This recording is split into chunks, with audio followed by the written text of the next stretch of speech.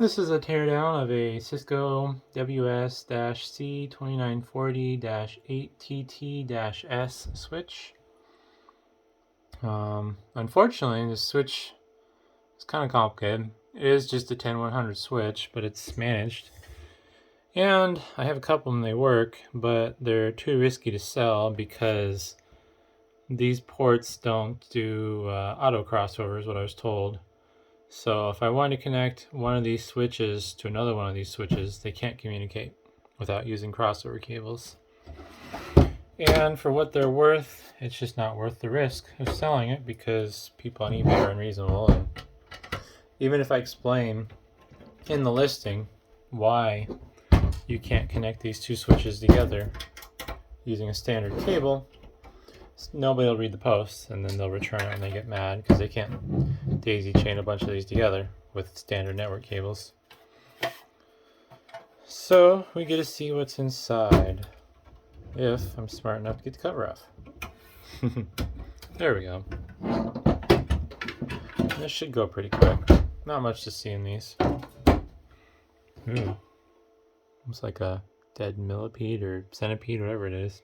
I think millipede.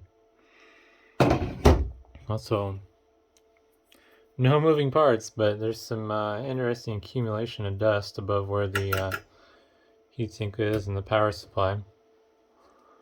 But yeah, so this is the inside of the switch.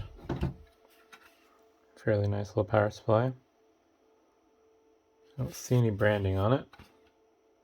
Probably shouldn't get too friendly with it. Hasn't been plugged in recently, but it has been plugged in recently. Alright, there's one of the controller chips.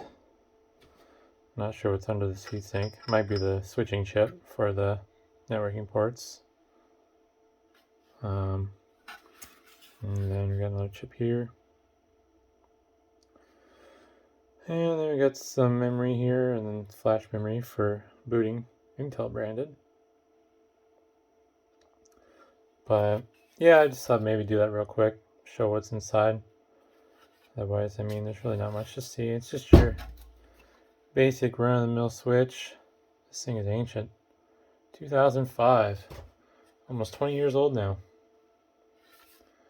But yeah, it's kind of a shame that it requires crossover cables to go between more switches of its kind, but I've just decided, yeah, like I said, the safest thing to do is just recycle these rather than deal with somebody that's going to return them and be a pain on eBay.